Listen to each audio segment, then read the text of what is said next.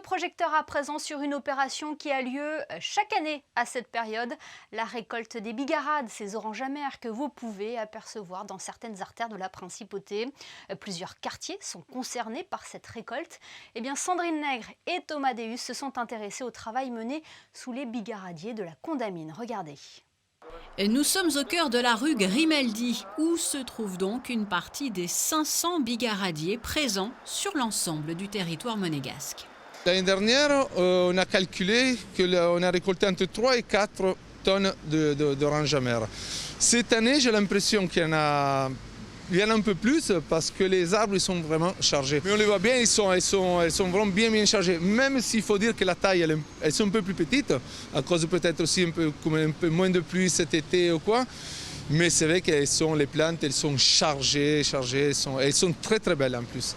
Et dans quelques jours, les équipes s'occuperont de la taille des bigaradiers rue Princesse Caroline. Il faut dire que chaque année, une organisation précise est respectée. Il y a 3 secteurs surtout qui sont touchés par la récolte. Donc ici, c'est la Condamine. Après, on a Moneghetti, boulevard de Belgique.